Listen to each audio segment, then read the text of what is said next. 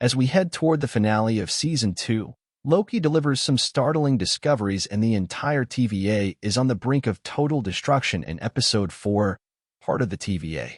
Directed by Justin Benson and Aaron Moorhead and written by Eric Martin and Katharyn Blair, Episode 4 reveals the truth of Ravonna's Gugu Mbatha-Raw past, brings the whole cast back to the TVA, and the characters finally have some difficult conversations that have been brewing since the beginning of the season. Particularly, we see the in-person conversation that Ravonna and He Who Remains, Jonathan Majors, have right after they take over the TVA, and we learn that although Renslayer was working with He Who Remains, he betrayed her, and rather than have her rule alongside him, he wiped her memory completely.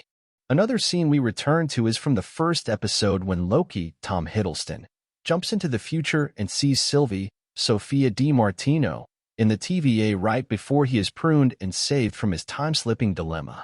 This is the moment that galvanizes Loki into seeking out Sylvie, and now we know that the whole reason Sylvie is even at the TVA is because Loki went to go seek her out. It's kind of a confusing time paradox. The episode is jam-packed full of these big moments, making it one of the most eventful installments of Season 2.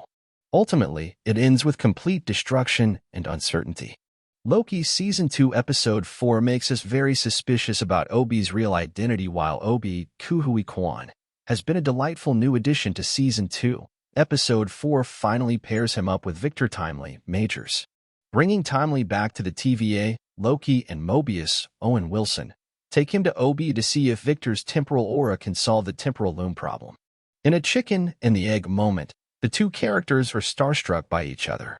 Victor has spent his life idolizing Obi, who wrote the TVA manual, and Obi has been inspired by the historical figure of Victor Timely, who he says would have been bigger than Einstein if he'd had the resources. While it's a delight to see the two actors playing off each other in the scene, it also brings to mind a question that I've had for a while. Just how involved is Obi in everything happening at the TVA?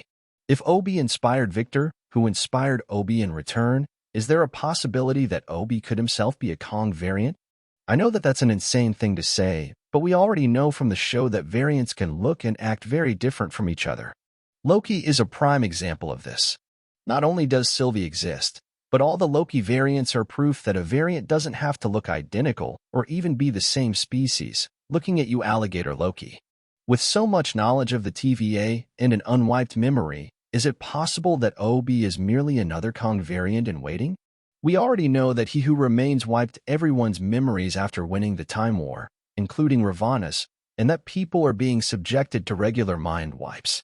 Obi's friendly attitude and non-threatening persona, thanks in part to Kuhui Kwan's performance, could easily be a misdirect. Loki Season 2 Episode 4 asks, is it okay to play God? Loki Season 2 Episode 4 Tom Hiddleston, Sophia Di Martino image via Disney+. In a heartfelt conversation at the automat, Loki and Sylvie finally start to chip away at the complicated points of view they have on what to do with the TVA. It's one of the most compelling scenes that looks closely at Loki's development as a character and addresses one of the core issues that Season 1 ended on. Is it better to control the chaos and play God if it means saving lives? Or is it better to let chaos reign and take the good along with the bad?